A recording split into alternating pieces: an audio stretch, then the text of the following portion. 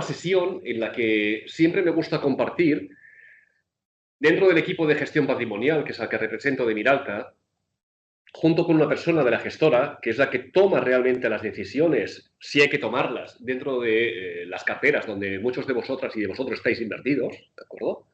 Y donde se estudia las oportunidades o los riesgos a los cuales nos podemos enfrentar, que luego los transmiten, e intento adaptarlo a vuestra realidad individual, porque cada una de vosotras y de vosotros sois un mundo diferente. Puede alguno coincidir, pero es diferente en la gran mayoría de los casos. ¿Vale? Entonces, en estas reuniones pretendo ser, desde el punto de vista de transmitir, ya que la confianza que la depositáis, que es bastante seria, ¿no? Es vuestro patrimonio, qué menos que explicaros el por qué tomamos decisiones, cómo entendemos la situación actual y las decisiones que estamos tomando y las que tomaremos en base a qué será. Este mensaje que siempre os transmito es: gurús no somos ni pretendemos serlo, lo siento. No esperéis una reunión de gurús, porque no lo somos. Es una reunión donde lo único que vamos a intentar transmitir es una coherencia de la planificación aplicada al mundo real de la creación de carteras y instrumentos que utilizaremos, y donde este pasado lunes empezamos con unas noticias, un ruido, un mar de fondo que hacía que el mercado se nos iba abajo constantemente. Yo me gusta despertarme hacia las 6, 6 y cuarto de la mañana, 6 y media, depende del día. Me gusta ponerme tranquilamente con la tablet y a leer diferentes medios para tener más objetividad y, evidentemente, lo que veía en el mercado asiático que estaba rojo, no lo siguiente. Así empezamos. Pero de repente, hacia el mediodía, sale ya no un tweet, porque ahora lo llaman truth, según quien lo envíe, y anuncia: me complace informar que Estados Unidos y Irán han mantenido durante los últimos 2 días conversaciones muy positivas y establecerá como una especie de tregua o de tranquilidad durante 5 días. Esto, como veis abajo a la derecha, era a las 12 y 23 minutos del mediodía. E inmediatamente, ¡hala!, todo para arriba. ¿Estamos inmersos en una coyuntura volátil? No, lo siguiente. Pero de nuevo, no es la primera situación que vivimos, ¿verdad, Claudia, desde Cádiz? Y esta coyuntura es lo que queremos compartir desde el Departamento de Gestión Patrimonial con la gestora, que es la que elige y trabaja los instrumentos y toma decisiones sobre vuestro patrimonio. Vuestro patrimonio, que cada uno, como os he dicho antes, persigue un objetivo, una dirección, que debe y debería adaptarse a unos mercados cambiantes. Ahora toca hablar del estrecho de Hormuz, toca hablar de una posible crisis energética, de una posible riesgo de inflación derivado de aumento de precios del petróleo, del gas, ¿vale? Todo derivado por una situación, un conflicto bélico que está sucediendo ahí. Pero oye, no olvidemos que mis objetivos y necesidades también pueden cambiar. Y si cambian estos objetivos y necesidades, al margen de lo que suceda con el mercado financiero, también debería adaptarme. Y aquí establezco diferentes perfiles de riesgo. Yo soy un perfil 7, pero estoy actualmente en un perfil 4 desde hace bastantes meses. ¿Y veis por qué? Porque dentro de mi situación familiar, dentro de mis necesidades y objetivos, me siento cómodo con ese perfil de riesgo. Por mucho que crea que a largo plazo los mercados financieros siempre se acaban recuperando, si están bien gestionados y diversificados. Cada uno de vosotros y de vosotros tiene unas puertas a abrir, y algunas ya están abiertas, y otras no hace falta, como la educación de los hijos, que a lo mejor ya lo habéis cubierto ese objetivo y necesidad. Cada uno vais a tener unos horizontes temporales a los cuales tendréis que adaptar esos objetivos y utilizar medios e instrumentos que sean coherentes una vez hayáis hecho un análisis desde el punto de vista de planificación patrimonial. En nuestra área empezaremos ahora a trabajar de una manera muy direccional con una nueva herramienta para poder hacer un análisis profundo de vuestro patrimonial y poderos dar un valor añadido para ver si realmente estos objetivos que diversificamos por horizontes temporales le corresponden los medios o los instrumentos correctos, sin tratar instrumentos erróneos o de largo plazo, erróneos porque a lo mejor los estamos utilizando en el corto plazo. Yo no debería, siempre digo el mismo ejemplo, por mucho que crea en el mercado americano de renta variable a largo plazo, en el europeo o en el MSCI World, que es la máxima diversificación, no debería estar invertido mi dinero que debo consumir en el corto plazo. Eso que parece tan evidente, al final, muchas veces no se aplica. Y eso es lo que desde el Departamento de Gestión Patrimonial somos obsesivos y pesados hasta la saciedad, repitiéndoos que cada uno tiene un perfil de riesgo y debe adaptar su patrimonio a esa realidad. Aquí a la derecha estáis viendo que hay activos desde una cuenta de efectivo, activos de renta fija a corto plazo, high yield, gubernamental, inmobiliario, empresarial, hasta un renta variable emergente. Cambiará el mercado, cambiarán nuestras necesidades, nos podremos ir adaptando. En una jornada que hice en los meses de noviembre y diciembre, en reuniones así de pequeño comité, transmitía en los perfiles 5, 6 y 7, y más en los perfiles 6 y 7. Hemos obtenido una rentabilidad de doble dígito. Fantástico, enhorabuena. ¿Por qué no valoramos en algún caso si tal vez ese rédito lo resguardamos, lo recogemos? La respuesta más común y lógica es: oye, ¿qué prevés? ¿Alguna caída? No tengo ni idea. Ya me gustaría saberlo. Lo que sí que es coherente es que si he conseguido el objetivo de 2 años de beneficio deseado, pues a veces me puedo quedar hasta cruzado de brazos porque ya lo he conseguido. ¿Vale? Ahora, algunos de estos inversores están valorando si vuelven otra vez al riesgo. Tal vez es prematuro, tal vez no, depende cómo esté posicionada la cartera, pero esta es la coherencia de la planificación. Porque los datos, los índices, van a ir cambiando constantemente. Este es el PMI. Estos son los datos de los responsables de compras del sector industrial, en este caso, su apetito o no apetito por aprovisionarse. Si no es verde, pensad que no tiene mucho apetito. Si es un color amarillo, naranja, rojo, justo lo contrario, es que prevén situaciones o tienen como un olfato una situación conflictiva. En febrero, la inflación, si veis arriba a la derecha de Europa, estaba al 1,9%. Y en Estados Unidos, aquí, al 2,9%, perdón, aquí abajo, al 3%. Este es el anterior, perdón. Aquí, el 2,4%. Ahora, disculpad, estaba en el diapositivo anterior. Aquí el 2,4%. ¿Vale? Entonces, estos son datos que siempre os compartiremos.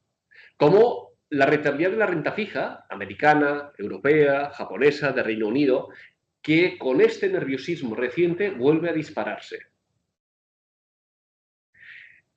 Trump, cuando sacó aquellas tablas mesiánicas de los aranceles en abril del año pasado, cuando volvió a retroceder en las palabras, fue cuando en esa noche había alcanzado el 5,09% la deuda a largo plazo. ¿Vale? Esto no en esa medida, todavía no estamos en esos niveles, ni mucho menos, pero ya está provocando cierto nerviosismo o cierta inquietud en los mercados. Los tipos de interés en el mayo de 2024 había una previsión, una tendencia que en los cortos plazos se veían altos, pero empezaban a caer los tipos de interés. Esto aquí pone a un mes, a 4 meses, a 2 años, a 4, a 6, a 10 años, se preveía que los tipos de interés en mayo de 2024 iban a estar más bajos de lo que estaban en mayo de 2024. ¿De acuerdo? Eso era una situación en la cual se intuía o se entendía que debería tener la inflación más baja y más controlada, y ya no motivaba a tener unos tipos de interés tan elevados. Esto fue en noviembre de 2025, y el pasado viernes teníamos estos datos de tipos de interés. Ahora el mercado está empezando a entender que los largos plazos cada vez deberían tener lo que sería coherente. Cuanto yo más tiempo o más plazo le doy el dinero a alguien, en teoría le debería exigir más tipo de interés. Hagamos una similitud. Si cualquiera de vosotros me dejáis dinero, lógicamente me teneréis, y al final habrá más tipo de interés si me lo dejáis a un día o a 30 años. Cuanto más plazo, lógicamente, habrá más tipo de interés. La divisa, no menos importante, el euro dólar. En noviembre, habían casas que preveían una divisa de mínimos del 1,10 hasta máximos del 1,22. Y ahora ya nos tenemos con una divergencia entre un poquito más del 1,10 hasta el 1,25. Las principales casas de análisis de todo el mundo, y todos con razonamientos bien fundamentados, divergen en casi un 15%. ¿Qué quiero decir con ello? Que predecir la evolución de la divisa, lo siento, es lo más difícil que hay, porque cualquier variable le puede hacer modificar notablemente su evolución. ¿De acuerdo? Puede tener sentido si vivo y gasto en euros, invertir en euros. Pero para según qué perfiles puede tener sentido invertir en dólares como un activo de riesgo más. ¿Vale? Pero no intentemos predecir la divisa porque es la variable más difícil de predecir. Ahí es donde estamos actualmente, a 1,1516 largamente. Y al final este año el dólar se ha apreciado un poquito. ¿Qué pasó el año pasado? Se depreció un 13% más o menos.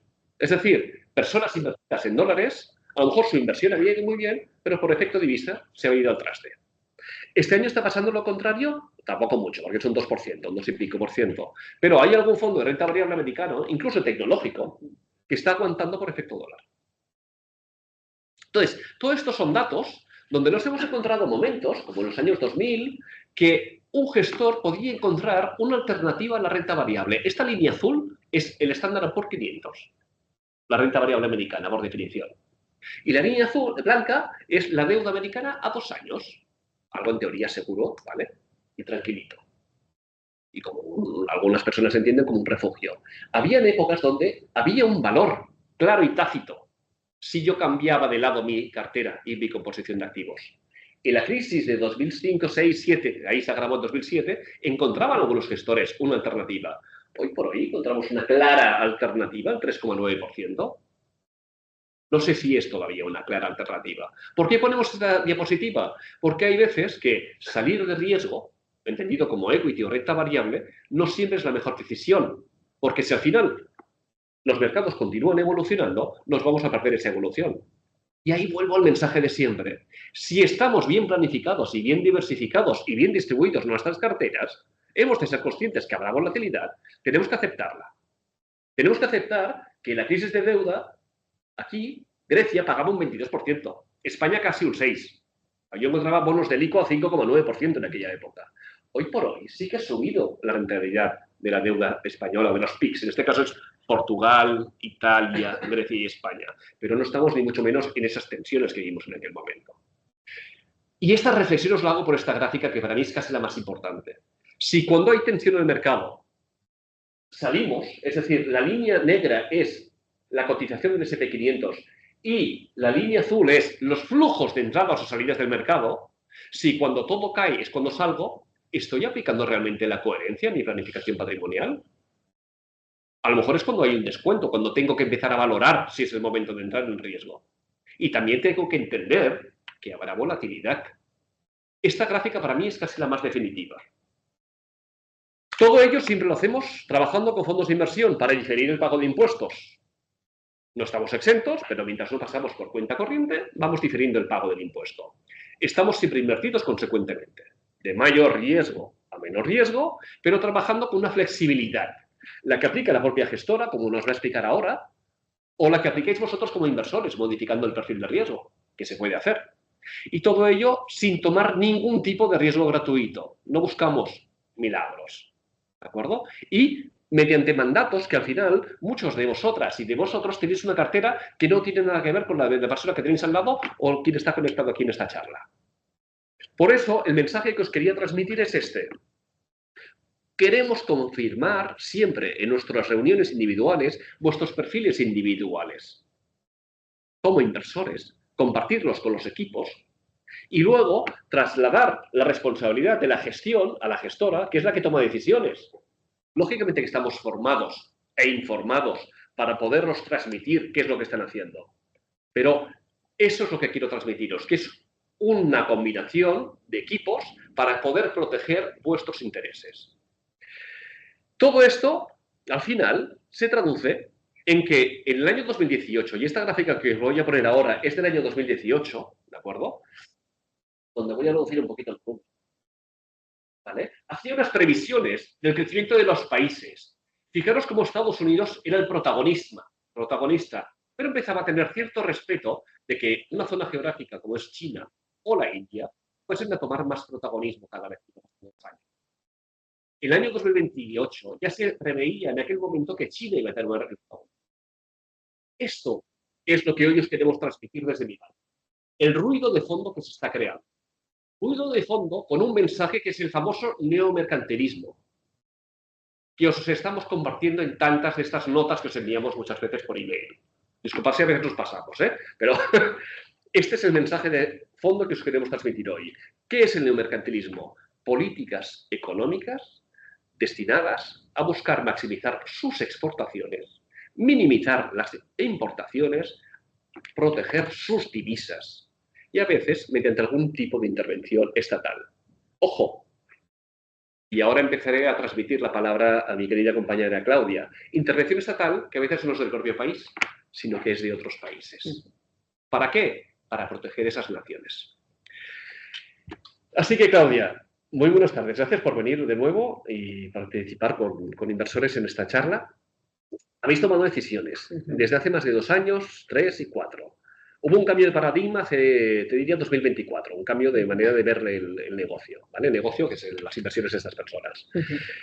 Esta vez me gustaría compartir en estos últimos meses, desde enero, los últimos cambios que no les hemos explicado, qué cambios hemos tomado y por qué. Entonces, te paso la palabra. Gracias, Claudia. Bueno, lo primero de todo, muchísimas gracias por haber venido y espero que cualquier duda que pueda generar mi intervención, por favor, no dudéis en pararme, preguntarme o incluso al final podemos hablar de lo que considere. Un pequeño comentario. Luego nos quedaremos aquí en este pequeño comité, quien desea quedarse, para compartir con nosotros estas posibles dudas o inquietudes que podáis tener, ¿de acuerdo? Luego también está abierto un chat, un sitio de ruegos y preguntas, que podéis enviar online alguna pregunta que deseéis. Luego lo abriré y lo consultaré. Gracias y disculpad.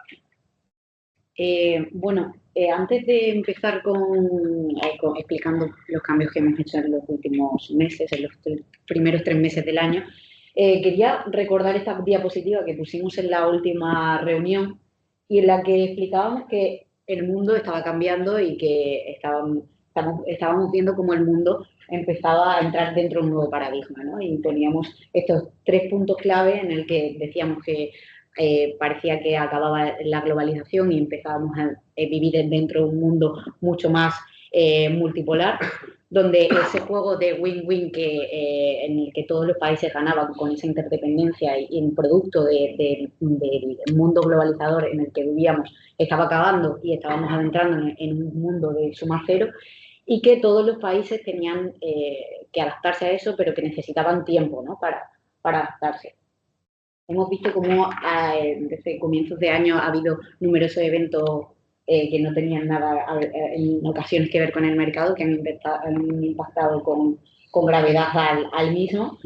Y algo ha quedado patente después de todo lo que ha pasado y que sigue sucediendo, y es que el orden internacional tal y como lo entendemos ha cambiado. Esa parte o ese mundo basado en el institucionalismo liberal, en donde todos respetábamos la diplomacia, las reglas de comercio, los organismos internacionales, ha acabado. Ya parece que no hay un árbitro internacional que lidere un poco todo el escenario geopolítico, sino que son los países quienes empiezan a tomar protagonismo y quienes empiezan a priorizar su seguridad nacional y actuar por cuenta propia, ¿no? Entramos en una especie de nuevo realismo donde hay un poco de anarquía, no en el sentido caótico de la palabra, pero sí en el sentido de que vemos cómo los países tienen que autogestionarse a sí mismos y la interdependencia que antes era como una especie de mecanismo de protección conjunto, está siendo ahora todo lo contrario, ¿no? Ahora vemos cómo las cadenas de suministros tienen que estar cerca de ti, porque de lo contrario alguien te las podrá cortar en algún momento e impactar gravemente en tu economía. Y realmente, si tú no aseguras tu seguridad nacional a través de la soberanía energética, de la soberanía industrial y de la soberanía digital, difícilmente podrás salir bien parado en este nuevo escenario geopolítico, ¿no? Incluso vemos con el conflicto de Irán que incluso el racionamiento bíblico está cambiando en relación a este nuevo orden internacional, porque si lo vemos de cerca, antes a lo mejor Estados Unidos hubiese dicho que entró en Irán porque quería luchar por unos ideales, porque quería llegar a una democracia a Irán. Ahora esas no son ni siquiera las lógicas que imperan dentro de este nuevo conflicto. Ahora hay un consenso incluso a nivel de analistas que pocas veces convergen en conclusiones, y es que el resultado de la guerra estará en quien controle el estrecho de Hormuz. No importará lo que pase en Irán, si acaba siendo un Irak 2, da exactamente lo mismo. ¿Tenemos todavía una guerra en Ucrania? ¿El qué, perdón? Tenemos todavía una guerra en Ucrania. Por supuesto, y aún así los mercados han seguido, En 2023, se han 24, acostumbrado. 25. Sí. Pues al final nos acostumbramos a estas realidades, ¿no? Efectivamente. O sea, considero que es cierto que hay una cierta divergencia entre ambos conflictos y que bueno, este queda, deja más en evidencia o deja más sobre el tablero, donde ya las alianzas políticas que había entre los países ya no funcionan y que hay un sistema más clientelar, diría un poco, entre los países en el sentido de yo no te voy a proteger a no ser que me compres tú el armamento y a no ser que beneficie a Wall Street, ¿no? Al final, Trump está operando con esta lógica y ese concepto de alianza también se está sumando y eso lo saben los países. Por eso quiero dejar muy claro que donde están centrados ahora mismo los países en su soberanía nacional y eso tiene que ver con la industria, tiene que ver con los metales estratégicos, tiene que ver con la digitalización de los países y tiene que ver con su propia defensa militar. Que lo demás también es defensa. O sea, muchas veces a lo mejor lo ponemos fuera del tablero, ¿no? Pero tener las cadenas de suministro bien aseguradas es una fortaleza estatal enorme. Cada vez lo estamos viendo más. Y con esto, pues quería empezar un poco explicando qué cambios hemos hecho en las carteras en los últimos meses, porque como decía Víctor, es cierto que a raíz de 2024 consideramos que debíamos empezar a hacer las cosas un poco más diferentes, ¿no? Y veíamos como ese excepcionalismo americano quedaba relegado en segundo plano, ¿no? ¿Me permites un segundo? Sí. Antiguamente, después de 23 años viendo en diferentes casas cómo se gestionaban carteras, antiguamente se solía hacer con el tradicional, hablando de riesgo de renta variable. Estados Unidos, un poquito de Europa, y si quiero algo de pimienta o de chispa, emergentes. ¿De acuerdo? Se interpretó y se empezó a analizar si realmente eso tenía sentido en la gestión de carteras. Y eso empezó a intentar identificar dónde podíais encontrar vientos de cola, y eso es lo que se está haciendo desde hace bastante tiempo en Miralta y se traduce luego en estos cambios que ahora sí iremos compartiendo. Exactamente. Al final vimos que indexarse ahora mismo a los índices no tenía ningún sentido porque los índices siguen estando sobreponderados en Estados Unidos, región en la que llevamos infraponderados mucho tiempo, el año pasado, lo cual nos vino excepcionalmente bien. Y consideramos que ese pensamiento más activo en cuanto a reflexionar en torno a las carteras hace que invertamos más con convicción, que no quiere decir ello que invertamos con más concentración, pero sí teniendo ideas claras, viendo el panorama geopolítico, que al final, como vemos, es quien está modificando un poco el tablero del mercado. Y bueno, en función de eso, pues estos cambios que... Vas a hablar primero de renta variable y luego renta fija, ¿no? Son 4 cambios concretamente. El primero... El primer cambio que hicimos fue en enero, en la parte más, bueno, en los perfiles más agresivos, en el perfil 6 y 7, que fue un poco de reducir el peso que teníamos en Europa. Estamos sobreponderados en Europa, en esos perfiles estábamos más que sobreponderados, seguimos sobreponderados, pero decidimos bajar un poco la exposición a Europa, no porque no confiásemos en ella, porque seguimos, como digo, seguimos sobreponderados, pero sí que considerábamos que podíamos jugar otras estrategias que considerábamos muy atractivas. Una de ellas era el materiales estratégicos a través del fondo de Baker Steel Global Fund, que es un fondo que invierte fundamentalmente en metales estratégicos, no metales preciosos, sí que tienen parte de metales preciosos porque también son metales estratégicos, sobre todo la plata para todo el tema de transición energética y el tema de oro por una cuestión de bancos centrales, pero donde queríamos poner el foco es en metales estratégicos, porque hemos visto como dentro de ese nuevo panorama geopolítico empezaba a fortalecerse mucho la economía física, es decir, había una transición entre de los servicios a una economía mucho más tangible.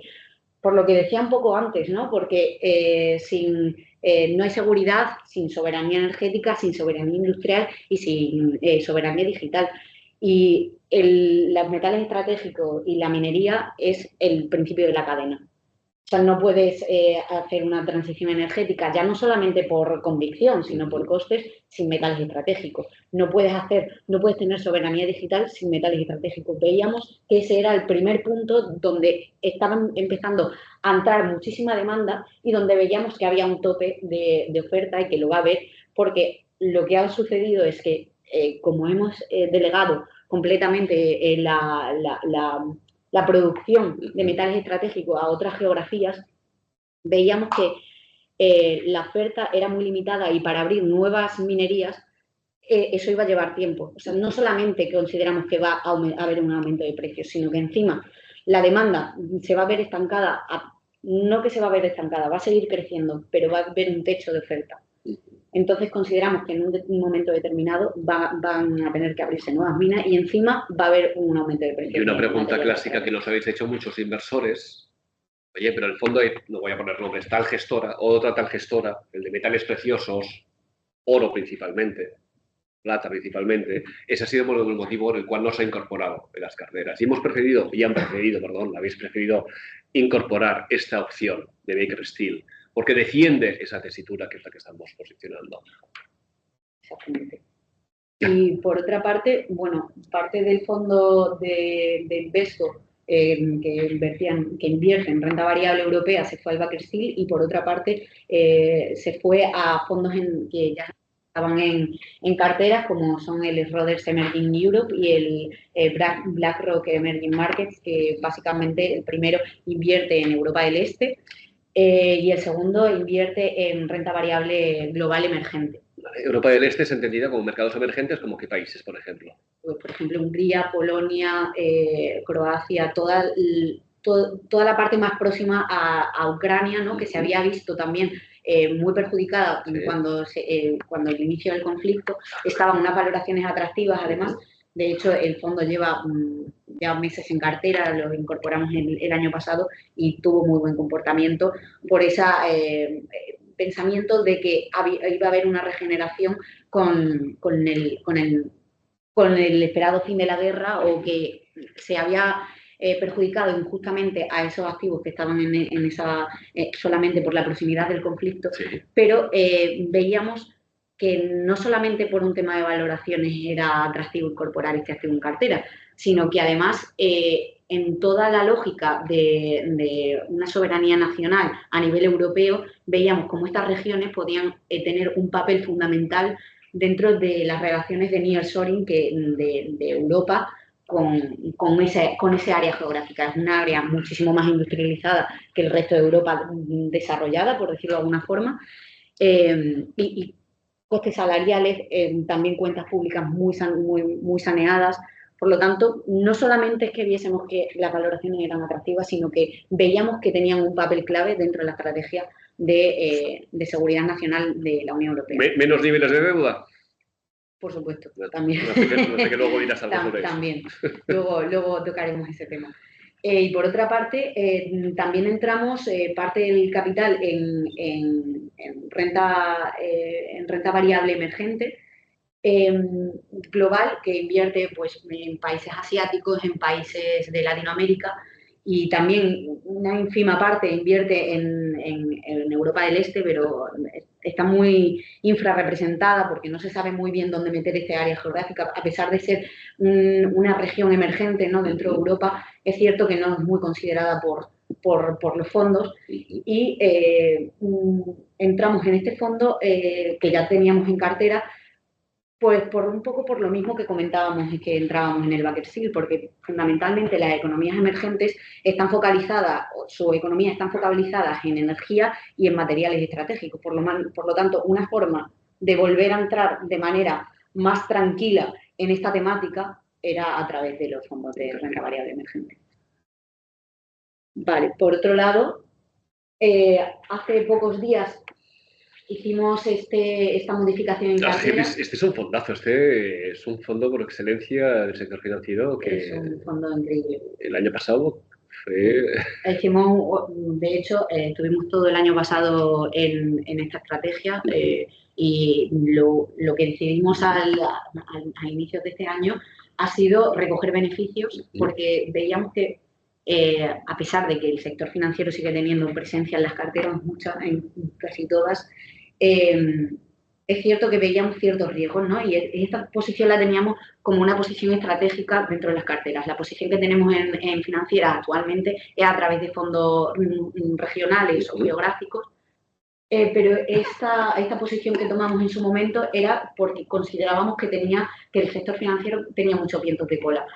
Pero ¿qué pasa? Que hemos llegado a un momento de mercado donde las valoraciones son mucho menos atractivas que hace unos trimestres, donde los tipos de interés ya están mucho más maduros, por lo tanto, es cierto que se pueden seguir beneficiando las financieras de posibles cambios en los tipos, pero han llegado a un punto, las curvas han llegado a unos puntos de mayor madurez. Y por último, que considero que es la razón principal, por una especie de efecto contagio que pudiese tener el shadow banking a la banca tradicional, que Algebris fundamentalmente, bueno, Algebris, por quien no lo conozcáis, es una casa que conoce a la perfección los balances financieros de los bancos, que se analizan de manera completamente distinta a una empresa no financiera. Y conoce la estructura de capital perfectamente. Basan su gestión básicamente en el sistema bancario fundamentalmente y en empresas no financieras que hacen actividades financieras. ¿Qué pasa? Que hace pocos días han empezado a salir noticias que el crédito privado está empezando a tener problemas, es un sector bastante opaco cuando no está dentro del sistema bancario, y ese efecto contagio puede llegar a tener repercusión y lo estamos empezando a ver levemente. ¿Están algunas entidades no reguladas o alguna manera de financiación, o sí, aunque lo esté, que no es un tipo de financiación que es muy diferente de la tradicional? No es un bono, le dejo a Novartis 100.000 euros y me devuelve... Claro, no, por supuesto. Además, por ejemplo, dentro de, por ejemplo, este fondo, ¿no? Pienso, y un gestor de activos puede estar dentro de este fondo. Sí. No es lo que más está ponderado en las carteras, pero es cierto que puede, por ejemplo, un BlackRock podría entrar en este tipo de fondos, ¿no? ¿Qué pasa? Que, por ejemplo, un BlackRock está viendo afectada su cotización porque hay unos fondos de crédito privado que gestiona que está teniendo complicaciones con el tema de salidas de capital o con el tema de reparto, ¿no? de las ventanas de salida. No es que consideremos que el sector bancario tenga un problema, sino que puede tener un efecto contagio este crédito privado, este shadow banking, que no queremos correr, ¿no? Al final es como el riesgo que pasó en marzo de 2024 con aquel Branco Sovereign, ¿de acuerdo? 24 o 23, disculpadme, 23, que había un miedo, y de hecho sucedió un efecto contagio. Había entidades financieras principales que se vieron contagiadas por esta influencia, con balances completamente diferentes y saneados, ¿vale? Exactamente. Al final es salir de este posible inquietud, ¿no? Claro, de este posible. ¿Y dónde habéis ido? Hemos dirigido la parte que estaba en el Algebris a dos fondos que ya estaban en cartera, que son el Fondo del Azar, de infraestructura, que introducimos el año pasado y que consideramos que sigue teniendo grandes vientos de cola, porque no solamente vemos que tiene que haber una renovación a nivel de infraestructura dentro de Europa. También vemos cómo Estados Unidos está posicionando gran parte de su capital ahí. Y estamos viendo cómo también la relación que tiene con la TAM es con la intención de financiar infraestructura para crear sus relaciones de industrialización cercana cerca de Estados Unidos. Por lo tanto, no es solamente una tendencia que vemos en Europa, es una tendencia que vemos a nivel mundial. La renovación de infraestructura, la construcción de nuevas infraestructuras, y justamente queríamos jugar esta temática con el Fondo del Azar porque es una infraestructura muy segura y muy regulada, ¿no? Que es capaz de indexarse a la inflación y fundamentalmente por la seguridad que tiene la figura. Y luego el trabajo que desarrolláis, que muchas veces siempre me gusta compartirlo con vosotros y con vosotros, es si consideran que hay un activo, una compañía, como puede ser National Grid, que puede verse favorecida por esta tendencia, esta realidad, este cambio estructural o este tipo de inversiones o compañías que pueden recibir por las condiciones del mercado una ventaja competitiva, ver qué activo lo tiene en su cartera. En este caso es Lazar, concretamente, el fondo que lo tiene, ¿de acuerdo? Y de esa manera, justo sería lo contrario. Si veis una compañía que no quiero tener, sobre quién tengo que tomar la decisión para que no me afecte en mi cartera o vuestra cartera, lógicamente. ¿Vale? El National Grid está dentro de la parte, por eso lo decía. Y por otro lado, también engrosamos un poco la posición que tenemos en el fondo de Schroders Global Equity, que es un fondo de renta variable global que invierte fundamentalmente en Estados Unidos, como la mayoría de renta variable global, a no ser que sea un fondo muy activo, de esos hay relativamente poco.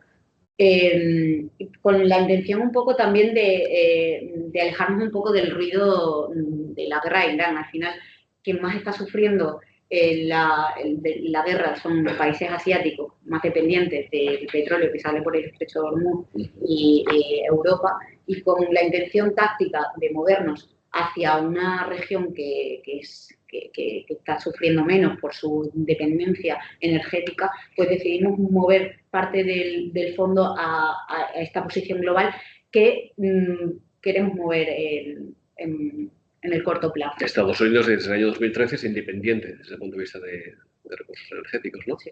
Es exportador, de hecho. ¿Y esto sería renta variable? ¿Renta fija? Renta fija. A ver. Pues el... No, déjame ver, ¿qué has puesto ahí? ¿3 países? Sí. ¿Qué son? Noruega, Suecia y Finlandia. ¿Por qué?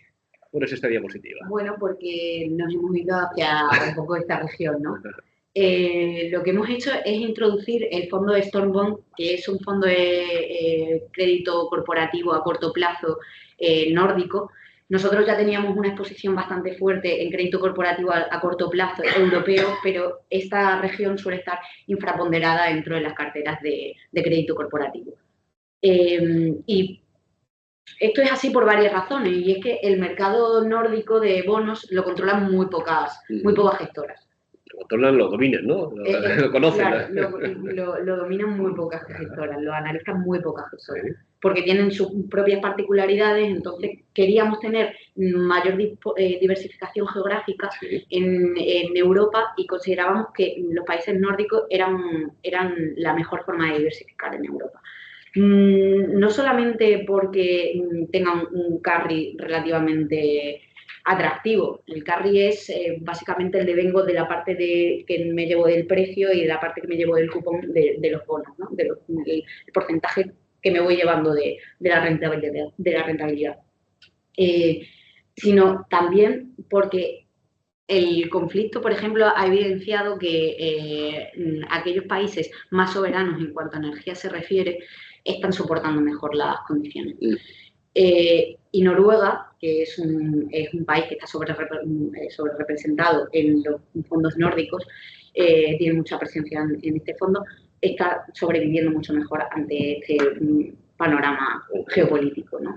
Además de, evidentemente, la robustez económica de la región, a diferencia del resto de países, tiene unas cuentas públicas muy saneadas y básicamente queríamos tener exposición de alguna manera a esta región y que considerábamos que era la mejor manera y que de todo el ruido, vuelvo a decir la palabra ruido, que está viviéndose en la zona del estrecho de Hormuz, se nota más distancia de y seguramente con mejores ventajas competitivas, seguramente para que la volatilidad, ese riesgo de precio, sea o se vea menos afectado.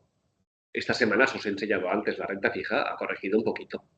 No estamos viendo los datos del 2022, ni mucho menos, ¿de acuerdo? Pero ha corregido. Seguramente este tipo de activos, por estas características que decía Claudia, pues se puede ver menos afectado. Y con eso incorporamos otra manera de, sin desviarnos del índice, ¿de acuerdo? Es darle ese, que es parte de nuestra obligación. Cuando el mercado cae, intentar caer menos, que también para eso nos delegáis esa responsabilidad, ¿de acuerdo? Gracias, Claudia. Y bueno, el último cambio que hemos hecho, que de hecho se está ejecutando ahora mismo. Perdón, el último cambio significa que ahora mismo claro es tan bueno, ¿vale? Sí. En muchas de estas carteras. Ahora mismo significa que no lo estáis viendo, muchos de vosotros y como inversoras, inversores. ¿De acuerdo? Con eso que intento transmitir que se siguen y se van a seguir tomando decisiones y justo, porque como ya hemos picado la tecla, bueno, habéis picado la tecla en muchas de vuestras carteras, ahora vais a empezar a ver este cambio. ¿Vale? Sí. Bueno, lo que hicimos hace muy pocos días, fue diversificar la parte de renta variable global emergente, y decidimos dividirla en dos partes. Por una parte, seguir en la renta variable global emergente y por otra, tomar una posición mucho más activa en la región de LATAM. ¿Por qué LATAM? Buena pregunta.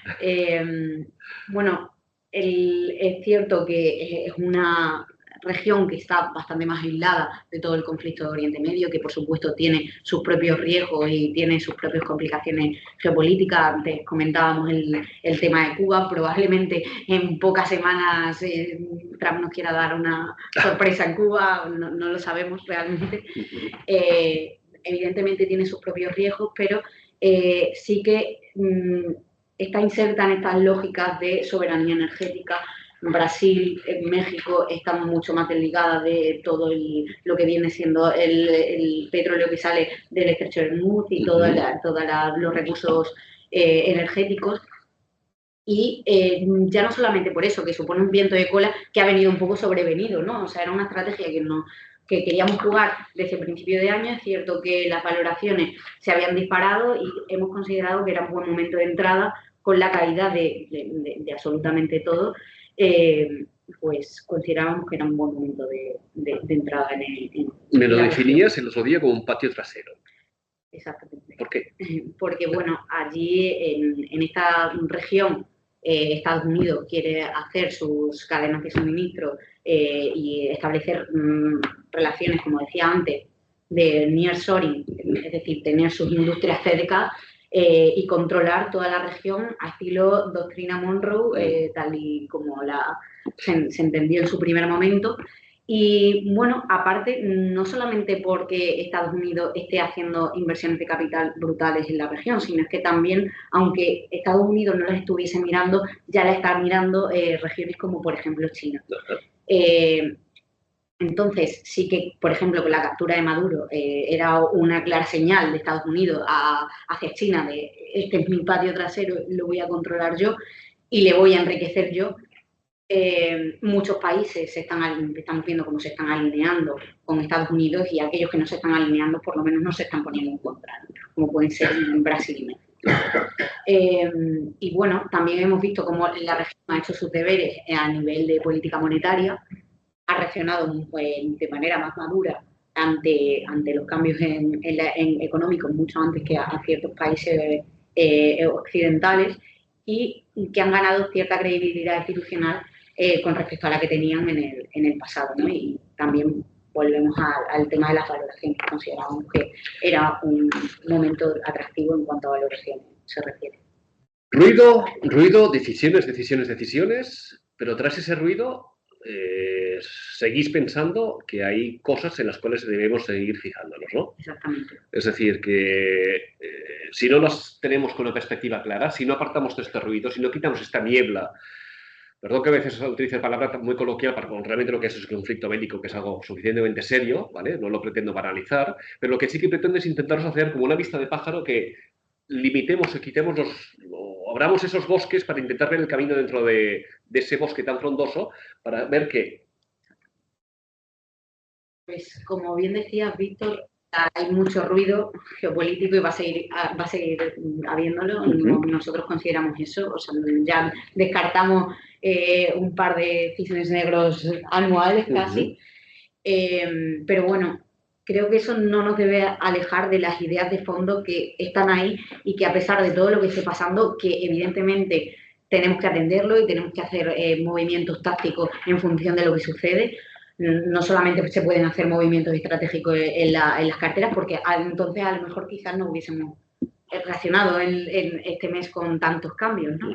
Pero entendemos que esos cambios tácticos son necesarios y tenemos que posicionar las carteras incluso para a veces lo que suceda en el corto medio plazo, pero no debemos olvidar tres temáticas de fondo que van a seguir imperando en los mercados y que los líderes políticos tienen en su cabeza bien presente a pesar de lo que esté pasando. Dicho lo bruto, tres problemas que hay encima de la mesa. Exactamente. Vale. La deuda, que hay que desflastarla, la deuda de los países occidentales es brutal. va increciendo, como vemos con el conflicto de Irán, el que tiene el mayor problema es Estados Unidos, pero sabe que tiene ese problema de fondo. De hecho, también por eso un poco decía en el discurso del principio que no olvidemos que Estados Unidos está utilizando la economía, la guerra para financiar la economía y no al revés, como se entendía antes. La deuda americana a raíz de la pandemia se volvió a disparar a datos nunca vistos, pero no ha conseguido reducirla. De hecho, ¿qué está pasando? Pues que parece que va más. De hecho, parece que ese gasto no se va a reducir, sino todo lo contrario, y por eso los gobiernos no están haciendo política fiscal restrictiva en el que estén proponiendo mayores impuestos, mayores recortes del gasto. Todo lo contrario, está pasando lo contrario, pero esto no se sostiene en el tiempo, entonces la deuda hay que pagarla de alguna forma y parece que la única forma de pararla va a ser deflactando la deuda. Que algunos países de Europa lo han conseguido. España es un ejemplo, Alemania es otro. ¿Vale? Han deflactado el valor de la deuda. Al final, deflactar significa que es como si yo tengo mi hipoteca y en vez de valer 60.000 euros le debo al banco, por arte de magia, vale 40.000. Es porque su valor ha caído. ¿De acuerdo? Pues eso es lo que intentan hacer con la deuda. Y eso es la realidad. ¿Qué pasa si esa deuda, su coste sube al 5% o al 6%? Pues los países entran en un problema mucho mayor y Estados Unidos fundamentalmente. ¿Y tiene sentido que quiera que favorezca que suban los tipos de interés? No. Todo lo contrario. Claro. De ahí que Trump o la administración o quien tome esa discusión dentro de lo que es con el presidente de la FED actual, esas voluntades que parecen realmente tácitas a que, oye, por favor, bajar los tipos de interés. No, veíamos la presión política que ha recibido Jerome Powell en la FED y vemos como también a principios de mes de febrero nombraban a Kevin Walsh, una persona nombrada a dedo por Trump, con evidentemente la intención de entrar un poco en la toma de decisiones de la FED, lo cual no debería pasar porque no debería haber interdependencias dentro de la política en las decisiones monetarias. Pero eso es sobre el papel. Iremos viendo también si se genera o no se genera inflación, si esta inflación provoca tipos de interés, o al menos ese miedo, que es lo que esta semana se está viendo en algunas carteras de renta fija. Pero realmente lo que está claro es que si subiesen los tipos de interés, tal vez sería peor el remedio que no el efecto que están persiguiendo, buscando por el elevado nivel de deuda que tienen los países principales. Sí, no, y hemos de tener en cuenta que también lo que ha pasado es que los que están sufriendo más a lo mejor es esa parte del corto plazo que descuenta una inflación más alta, transitoria por el conflicto de Irán, lo cual tiene lógica, pero bueno, a pesar de que es cierto que ha habido cierta ampliación de los spreads por la parte también de la deuda pública, ¿no? Que es la que más miedo puede dar por la parte de seguridad que concibe, que da a las carteras ese activo. También es cierto que tengamos en cuenta de que es por una cosa circunstancial que puede ir a más, no digo que no, pero bueno, contextualicemos también bajo qué circunstancias. Luego en el coloquio, cuando nos quedemos en petit comité, si queréis profundizamos y lo seguimos. Reasignación del capital, segundo gran problema. Sí, o sea, lo que no podemos pensar es que una vuelta al excepcionalismo americano va a funcionar. O sea, yo creo que bajo este tipo de escenario y bajo este nuevo paradigma o orden internacional, sí que tiene mayor importancia la gestión activa, ¿no? El señalar con el dedo el sector que consideramos que va a destacar o la geografía que consideramos que va a destacar, porque ya no vale me voy a Estados Unidos y ahí funcionará. No. O sea, y lo estamos viendo y es cierto que si nos vamos al S&P, pues sí ha podido hacer unas cosas u otras, pero también podemos irnos a Equal Weighted, que si vemos la discrepancia es completamente distinta. Entonces, esa asignación de activos muchísimo más reflexiva y más activa creo que va a generar va a generar la diferencia entre la mediocridad en la gestión y una gestión mucho más mucho más convencida. ¿Y el tercero?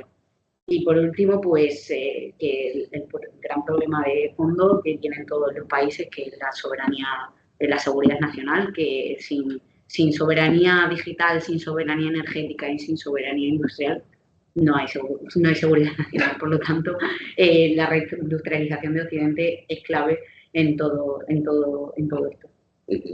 Es decir, mucho ruido de fondo, por desgracia, está sucediendo este ruido de fondo a raíz de un conflicto bélico, pero lo que hay que ver es qué posicionamiento tomamos o tomáis vosotros indirectamente a raíz de cómo entendemos ese posicionamiento. Ello no quita que haya, lógicamente, oscilaciones, ¿vale?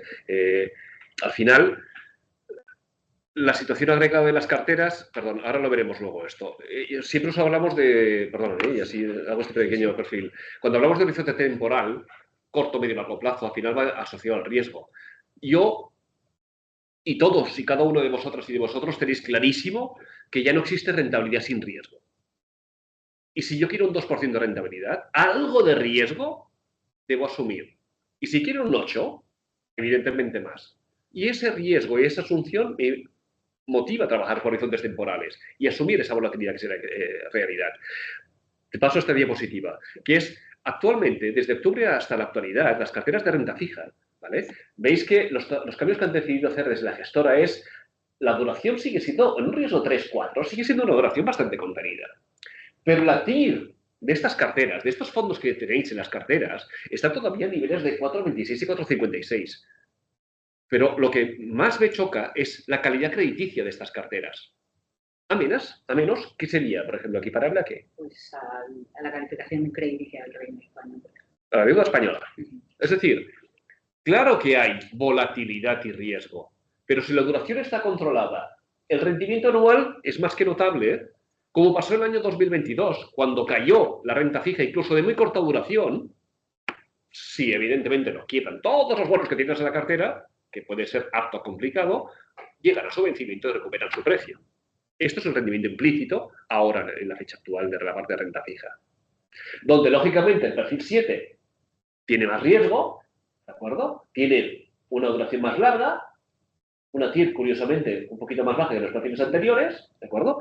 Y que, lógicamente, tiene muchísimo menos peso la protagonismo de la renta fija en un perfil 7 que en un perfil 2 o en un perfil 3. ¿Vale?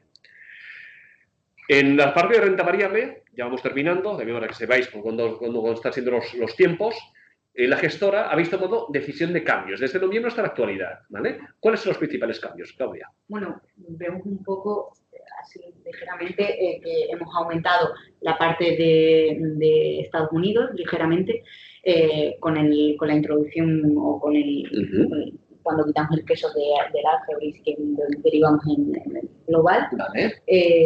La parte de Latinoamérica, que como vemos hemos cogido más peso al introducir un fondo exclusivo latinoamericano. La parte de Europa se disminuía por el tema de la eliminación de la cartera del fondo de Invesco y fundamentalmente, bueno, disminuye un poco la parte de Asia por la división del fondo de renta variable global emergente que tiene parte en Asia, otra parte en LATAM y, como decía antes, una ínfima parte en Europa emergente. Vale. Y esas diría que son las principales modificaciones en cuanto a regiones se refiere. Pero realmente donde está muchas veces la chicha que interesa al inversor o es en qué sectores estamos. Pues como veíamos, la parte de basic materiales aumenta por la introducción no solamente del fondo concreto de metales estratégicos, sino también por el incremento de renta variable emergente.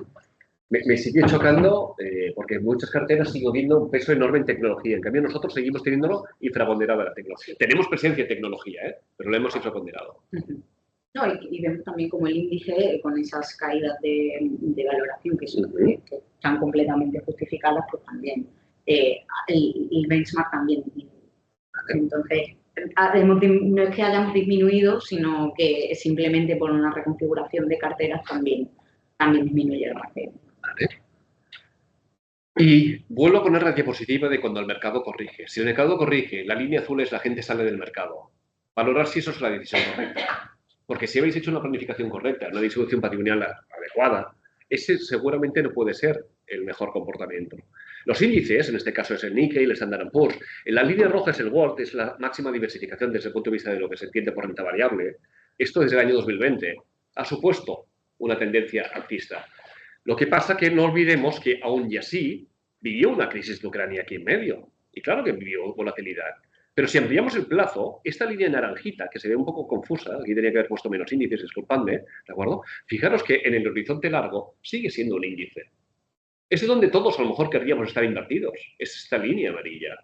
Pero estos índices, al final, tarde o temprano, estos son de materias y de otros índices, vamos a pasarlo por encima, por no ser más pesados, es que la realidad es esta. En esta gráfica, desde una entidad donde estaba antiguamente, cada año que hago una charla, o cada trimestre, cada mes que hago una charla, añado, si conviene, una nueva gráfica. ¿Vale? Ahora la gráfica que estamos hablando empezó a ser las elecciones del nuevo presidente de Estados Unidos y luego empezábamos a hablar de una nueva situación en la cual, a ver qué pasaría en 2026, porque nos estamos encontrando... Uy, ahora está saliendo aquí la imagen de Víctor, qué curioso. Disculpadme, es que he visto una imagen aquí que me ha sorprendido. El conflicto de Irán. ¿De acuerdo? Esta es la realidad. Pero mientras estamos viendo que esta que es la realidad, el 11S, la primera guerra del Golfo, la segunda guerra del Golfo, la crisis de deuda, acordaros cuando Grecia os he dicho que pagaba un 20 y pico % por su deuda y había realmente un riesgo de que eso pudiese funcionar y perdurar. La guerra comercial, cuando Trump había sido por primera vez electo como presidente, el famoso coronavirus, todos cerraditas y cerraditos en casa. Todo esto son situaciones que iremos y vamos viviendo, pero mientras tanto ese índice sigue corrigiendo, pero a largo plazo se sigue saneando, donde compañías sanas son compañías, ¿vale?, que siguen perdurando y compañías no sanas se ven sustituidas por otras. Eso es la posición donde, como algo indexado y general, no es para que vayamos ahí, porque tal vez ya no es tan eficiente como nos ha compartido Claudia desde la perspectiva de la gestora. Porque hay vientos de cola para ciertos sectores, zonas geográficas o tipos de activos, donde lo que buscamos es que si caiga menos y de cómo entendemos con los tres grandes principales problemas, que es la gran realidad, tras este ruido, tras esta niebla que comentábamos, seguimos siendo honestos que esos conflictos se tienen que ir olvidando, ¿vale?, posicionando para seguir estos objetivos que tenéis todos, esas puertas, esos, y lo voy pasando rápido, objetivos de corto, medio y largo plazo. No quiero extender más con estas cosas, asignando los medios correctos, acorde a vuestras necesidades y objetivos y a los instrumentos que utilizamos. Y todo ello al final, para perseguir lo que yo busco, la realidad, que es que esto va a seguir pasando. Los cisnes negros que decía Claudia, que son cada vez más frecuentes, es nuestra dichosa realidad. Acordaos de Fukushima, poco hablamos de Fukushima, pero fue un gran evento que provocó una corrección de los mercados. Ahora hablamos de este sitio. ¿Cómo nos podemos beneficiar? Pues en teoría y en la práctica, asignando a lo que creemos donde tiene más valor. Y no por ello menos importante, al final, adaptando nuestros objetivos y necesidades individuales, que los tuyos, los míos, los de Claudia, los de mi madre, son cada uno diferentes, sin olvidar los mercados financieros. Yo siempre pongo el mismo ejemplo. Yo ahora me quedo embarazado, la película me cambia completamente y me tengo que adaptar a mis nuevos objetivos y necesidades. Ahora, si encima tengo los mercados financieros al lado, por eso tengo un perfil 4 yo actualmente en mi situación individual. Y ello, al final, se ha de traducir en esto. ¿En esto qué significa? Que al menos el mercado nos lo reconozca y pueda decir y sacar noticias como estas, que mira, gestiona las carteras más rentables, pero ojo, no tan solo las conservadoras, sino también las agresivas. Y seguiremos trabajando y esforzándonos, y seguro que lo vais a seguir haciendo, para que esto siga siendo una realidad, para que el fondo Narval siga siendo un fondo excepcionalmente bien gestionado y rentable, incluso positivo en el año, y igualmente que el Sequoia, que sea un gran fondo de renta fija, para que siga siendo un gran fondo bien gestionado. Y con esto termino la charla